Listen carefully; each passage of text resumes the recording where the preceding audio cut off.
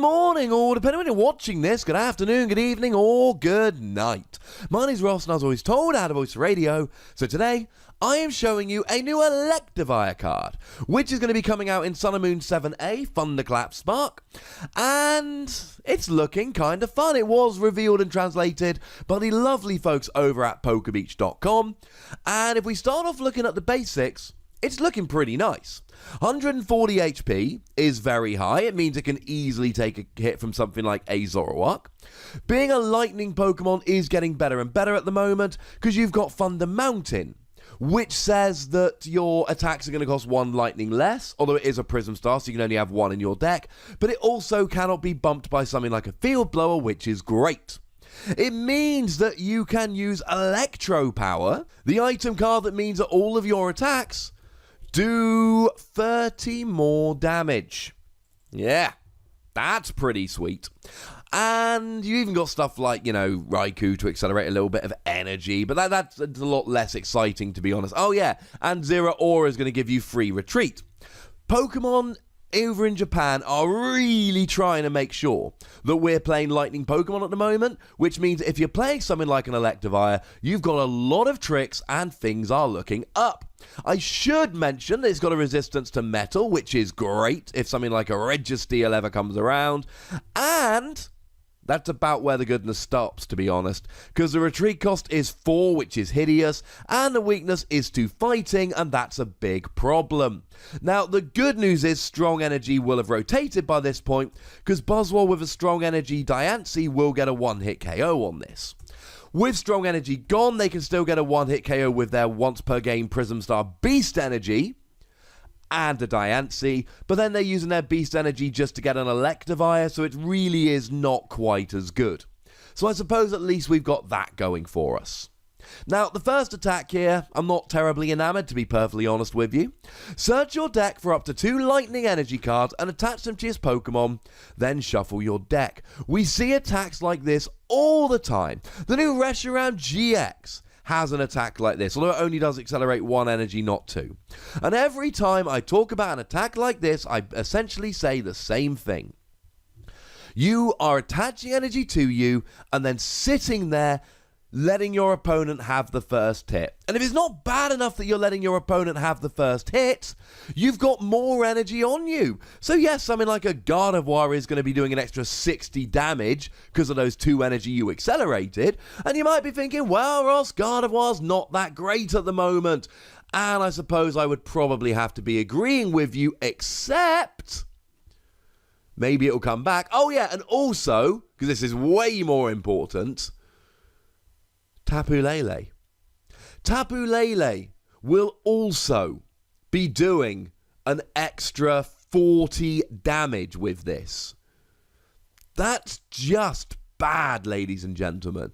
You are just sitting up there, letting your opponent have the first hit on you, and, well, I mean, to be honest, that alone should tell you that this is uninspiring, to say the least.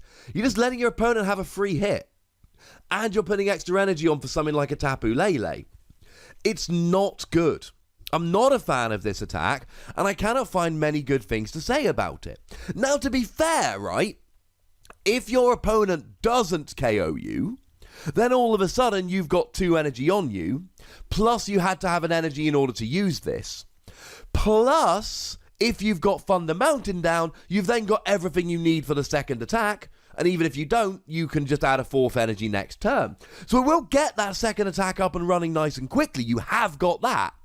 But it's not really worth it. I suppose you could also say that given this is for a colourless energy, you could just play a couple of lightning in your deck, knowing that you can search them out with Electivire, using this as a tech in a non-lightning deck. I mean, don't. It's incredibly clunky. But it remains a technical possibility. No, ladies and gentlemen, I am not terribly enamoured with this. But the second attack is good, and that's the reason it gets its own video.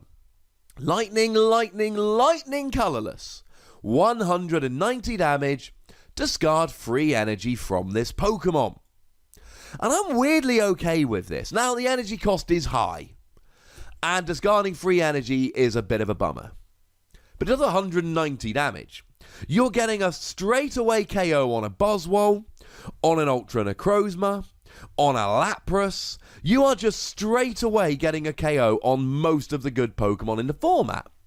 Then you add a Choice Band on there, you're going up to 220, and you're getting a lot of the others. Zoroark, easy, instant, one-hit KO.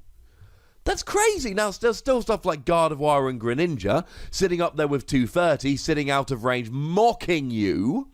But generally speaking, this is going to get most things. Damage-wise, we are absolutely loving it. The fact that it's a non-GX that only gives up one prize, we are absolutely loving it. The big downside to this, of course, and it is a fairly big downside, 4 energy. Now, the good news is it's lightning, so we've got a whole bunch of options. I mentioned Raikou earlier. Raikou's almost certainly too slow and too awkward and annoying, but I leave it out there just as a, hey, look, this technically exists. But we got Magnezone. And Magnezone allows you to attach as many lightning energy as you like during your turn. Is it good enough? I don't know. I mean, the old one saw a little bit of play with Pikachu EX, and let's face it, the old one was functionally, at least, the same as the new one. But I don't know if we have that partner. Maybe Zeraora is that partner. And you play a Zeraora Magnezone deck and chuck one of these bad boys in as a non-GX attacker. Because the other thing is, right, it's not just a non-GX attacker. I mean, it's a non-GX attacker and that's great. But it's the fact that it can one-hit KO a Buzzwole. Anytime you play a fighting deck at the moment, or a fighting weak deck, you've basically got to sit there and be like, oh man, I'm weak to Buzzwole, that sucks. And it's sad and upsetting. But the good news about this is, you're getting a one-hit KO on Buzzwole, so you can start to turn the tide a little bit, and you're KOing a 2-prize Buzzwole with a 1-prize Electivire. It's just that hideous attack cost. Pre-rotation or in expanded, I could point you towards the Electrode from Evolutions, which would be quite nice, get another 2 energy on there. Although, to be honest, firstly, it rotated, so it's kind of a moot point. And secondly, one of the things I love about this is that it's a single prize Pokemon. So KOing an Electrode and giving up a prize, essentially making this a 2-prize Pokemon, not really my idea of fun. And of course, you've always got access to counter energy here. But my problem is that counter energy and Thunder Mountain will not allow you to use this attack. You'll still have a 1 colorless energy cost if you've got both counter energy and Thunder Mountain. So I suppose our concluding question for Electivire is it too expensive? If this was lightning colorless and you could just go Thunder Mountain counter energy, I'd be looking at this going, yes. Yes.